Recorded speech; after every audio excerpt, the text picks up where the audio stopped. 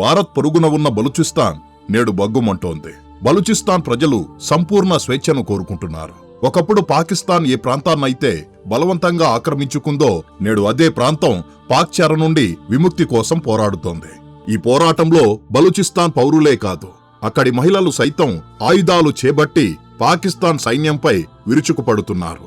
ముఖ్యంగా Baloch liberation army తమ ప్రాంతాన్ని పాకిస్తాన్ నుండి వేరు చేసి ఒక ప్రత్యేక దేశంగా మార్చాలనే పట్టుదలతో ఉంది. అయితే పాకిస్తాన్ నుండి విడిపోవడానికి బలూచిస్తాన్ కు ఎవరిదైనా అండ కావాలి అంటే అది ఖచ్చితంగా భారతదేశమే. అందుకే తమకు స్వాతంత్ర్యం దక్కేలా చూడాలని బలూచిస్తాన్ వాసులు భారతదేశాన్ని వేడుకుంటున్నారు. కానీ ఇక్కడో కీలకమైన ప్రశ్న ఉంది. ఒకవేళ బలూచిస్తాన్ స్వతంత్ర దేశంగా ఏర్పడితే దాని భవిష్యత్తేంటి? ఎందుకంటే అక్కడ బతకడానికి సరిపడా వనరులు లేవు, ఆపదలో అవకాశాలను వెతుక్కునేంత విద్యావంతులు లేరు. అందుకే ఇప్పుడు అందరి మధ్యలో మెదులుతున్న ప్రశ్న ఒక్కటే: గతంలో భారతదేశంలో కలవాలనుకున్న బలూచిస్తాన్ ఇప్పుడు కూడా పాక్ నుంచి విడిపోయి భారతదేశంతో చేతులు కలపడానికి సిద్ధంగా ఉందా? ఫ్రెండ్స్, ఇది చాలా పెద్ద పరిణామం. ఈ వీడియోలో దీని గురించి లోతుగా విశ్లేషిద్దాం. కానీ ముందుకు వెళ్లబోయే ముందు దయచేసి ఈ వీడియోను లైక్ చేయండి, అలాగే మన ఛానల్ను సబ్స్క్రైబ్ చేసుకోండి. ఎందుకంటే ఇది మీకు కేవలం ఒక సెకను పనే, కానీ మాకు మాత్రం ఇది ఎంతో పెద్ద సహాయం అవుతుంది.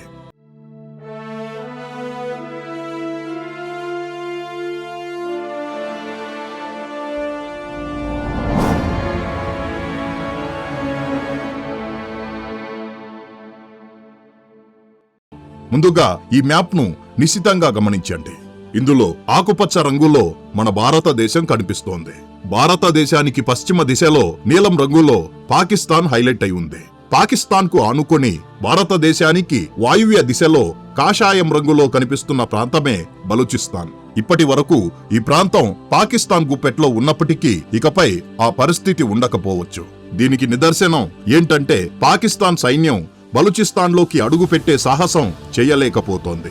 ఒకవేళ వెళ్తే స్థానిక ప్రజలు మరియు బలోచ్ లిబరేషన్ ఆర్మీ దాడుల్లో ప్రాణాలు కోల్పోతున్నారు. వస్తున్న సమాచారాన్ని బట్టి చూస్తే పాక్ ఆర్మీపై బలోచ్ లిబరేషన్ ఆర్మీ ఆధిపత్యం స్పష్టంగా కనిపిస్తోంది. అంటే బలూచిస్తాన్ పాకిస్తాన్ చేజారిపోయినట్లే లెక్క. పాక్ సైనికులు, పోలీసుల మరణాల సంఖ్య 250 దాటడంతో పాకిస్తాన్ దిక్కుతోచని స్థితిలో పడిపోయింది. తన వైఫల్యాన్ని కప్పిపుచ్చుకోవడానికి యథావిధిగా భారతదేశంపై నిందలు వేస్తోంది. నేటి ఈ పరిస్థితుల్లో భారత్ పేరు వినిపిస్తోంది కాబట్టి అసలు నిజం తెలియాలంటే మనం చరిత్ర పుటల్లోకి వెళ్ళాలి. కాలచక్రాన్ని ఇప్పుడు కాస్త వెనక్కి తిప్పుదాం. 1947లో భారతదేశం స్వాతంత్ర్యం పొందింది. అదే సమయంలో పాకిస్తాన్ ఏర్పడింది. కానీ చాలా తక్కువ మందికి తెలిసిన విషయం ఏంటంటే అప్పట్లో బలూచిస్తాన్ ఒక సాధారణ ప్రాంతం కాదు. దానికి ఒక ప్రత్యేక గుర్తింపు, హోదా ఉండేవి. 1947లో బలూచిస్తాన్ను ఖాన్ ఆఫ్ కలాత్ అనే రాజు పాలించేవాడు. బలూచిస్తాన్ ఏ దేశంలోనూ కలవద్దు, ముఖ్యంగా పాకిస్తాన్లో అస్సలు చేరదని ఆయన తేల్చి చెప్పారు. అంటే బలూచిస్తాన్ అప్పట్లోనే తనను తాను ఒక స్వతంత్ర దేశంగా భావించింది. కానీ ఇక్కడే అసలు ట్విస్ట్ ఉంది.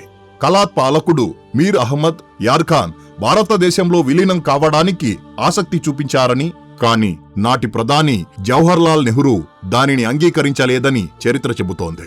ఈ అవకాశాన్ని పాకిస్తాన్ వాడుకుంది. 1948 నాటికి సైనిక బలంతో బలూచిస్తాన్ పై దాడి చేసింది. ప్రజల అభిప్రాయంతో పని లేకుండా కేవలం తుపాకీ గొట్టం సాక్షిగా బలూచిస్తాన్ను పాకిస్తాన్లో కలిపేసుకున్నారు. సరిగ్గా ఆ క్షణమే అక్కడ తిరుగుబాటుకు పునాది పడింది. అప్పటి నుండి దశాబ్దాల పాటు అక్కడ జరిగింది దోపిడీ మాత్రమే. అక్కడి గ్యాస్, ఖనిజాలు, ఓడరేవులను పాకిస్తాన్ వాడుకుంది తప్ప అభివృద్ధిని మాత్రం విస్మరించింది. విచిత్రం ఏంటంటే పాకిస్తాన్ యొక్క మొత్తం గ్యాస్ సరఫరాలో సింహభాగం బలూచిస్తాన్ నుండే వెళ్తుంది. కానీ అక్కడి ప్రజలు మాత్రం నేటికి చీకట్లోనే మగ్గుతున్నారు. ఈ అన్యాయం నుంచే బలోచ్ లిబరేషన్ ఆర్మీ పుట్టుకొచ్చింది. మేము పాకిస్తానీలం కాదు, బలవంతంగా మమ్మల్ని ఇందులో ఇరికించారన్నదే వారి నినాదం. ఇప్పుడు అసలు విషయానికి వద్దాం. ఇందులో భారత్ ప్రస్తావన ఎందుకు వస్తోంది? పాకిస్తాన్ పై ఒత్తిడి పెరిగిన ప్రతిసారి తన అంతర్గత సమస్యలకు భారతదేశమే కారణమని చెప్పడం పాకిస్తాన్ కు అలవాటు. కానీ ఈసారి పరిస్థితి వేరు. బలూచిస్తాన్ ప్రజలు, వారి నాయకులు బహిరంగంగానే ఒక మాట అంటున్నారు: మాకు స్వాతంత్ర్యం వస్తే భారతదేశం లాంటి ప్రజాస్వామ్య దేశం కావాలి తప్ప పాకిస్తాన్ లాంటి విఫల రాజ్యం మాకొద్దని అంటున్నారు. నిజంగా బలూచిస్తాన్ భారతదేశంలో కలవాలనుకుంటోందా లేక ఇది పాకిస్తాన్ను భయపెట్టే వ్యూహమా? ఒకవేళ బలూచిస్తాన్ విడిపోతే ఒంటరిగా బతకగలదా? ఫ్రెండ్స్, ఇక్కడి నుంచే కథనం ఆసక్తిగా మారుతుంది. ఇది కేవలం బలూచిస్తాన్ సమస్య కాదు, ఇది మొత్తం దక్షిణాసియా రాజకీయ ముఖచిత్రాన్నే మార్చేయగల అంశం. బలూచిస్తాన్ గురించి మాట్లాడుతూ చైనా పేరు ఎత్తకపోతే విశ్లేషణ అసంపూర్ణమే. ఎందుకంటే బలూచిస్తాన్ స్వాతంత్ర్య పోరాటం చైనా అత్యంత ప్రతిష్టాత్మకమైన ప్రాజెక్టుకు అడ్డంగా నిలబడింది. మనం మాట్లాడుకుంటున్నది చైనా పాకిస్తాన్ ఎకనామిక్ కారిడార్ గురించి. ఈ ప్రాజెక్టుకు గుండెకాయ లాంటిది గ్వాదర్ పోర్ట్. ఈ గ్వాదర్ పోర్టు సరిగ్గా బలూచిస్తాన్ నడిబొడ్డున ఉంది. ఒక్కసారి ఆలోచించండి, బలూచిస్తాన్ గనక పాక్ నుండి విడిపోతే గట్టి దెబ్బ తగిలేది ఎవరికి? ఖచ్చితంగా చైనాకే. అందుకే ఈరోజు చైనా పాకిస్తాన్ రెండూ కంటి మీద కునుకు లేకుండా ఉన్నాయి.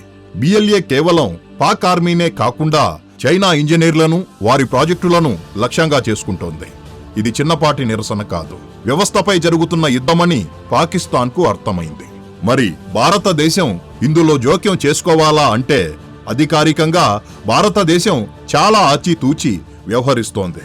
బలూచిస్తాన్ను విడదీయడానికి సహాయం చేస్తామని భారత్ ఎప్పుడూ బహిరంగంగా చెప్పలేదు. కానీ అక్కడ జరుగుతున్న మానవ హక్కుల ఉల్లంఘనను మాత్రం అంతర్జాతీయ వేదికలపై ఎండగడుతూనే ఉంది. ఇటీవల పాకిస్తాన్ భారతదేశంపై ఆరోపణలు చేసినప్పుడు మన విదేశాంగ శాఖ ప్రతినిధి రణధీర్ జైస్వాల్ చాలా తెలివిగా స్పందించారు. బలూచిస్తాన్ ప్రజల డిమాండ్లు నెరవేర్చబడాలని ఆయన పేర్కొన్నారు. మాటలు దౌత్యపరంగా ఉన్నా అంతరార్థం స్పష్టం. వాళ్ళు స్వాతంత్ర్యం కోరుకుంటే అది వారికి దక్కాలి. ఈ వ్యాఖ్యలు పాకిస్తాన్కు మింగుడు పడటం లేదు. భవిష్యత్తులో బలూచిస్తాన్ నిజంగా స్వాతంత్ర్యం పొందితే వారి ముందు 3 దారులు ఉంటాయి. మొదటిది స్వతంత్ర దేశంగా ఏర్పడటం. కానీ తక్కువ జనాభా, ఆర్థిక ఇబ్బందులు, చుట్టూ శత్రువులతో ఇది చాలా కష్టం. రెండవది ఏదైనా ఒక పెద్ద దేశం పంచన చేరడం. అది చైనా అయితే ఖచ్చితంగా కాకూడదని వాళ్ళు కోరుకుంటారు.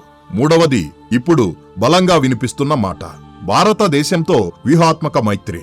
అది ప్రత్యక్ష విలీనం కాకపోయినా పాకిస్తాన్ వెన్నువిరిచే స్థాయి సహకారం మాత్రం ఖచ్చితంగా ఉంటుంది. అందుకే పాకిస్తాన్ బలూచిస్తాన్ ప్రజల కంటే భారత్ ఉద్దేశాలను చూసే ఎక్కువగా భయపడుతోంది. ఒకవేళ ఇప్పుడు భారత్ బలూచిస్తాన్కు అండగా నిలిస్తే భవిష్యత్తులో ఆ ప్రాంతంతో భారతదేశానికి అన్ని ద్వారాలు తెరుచుకుంటాయి.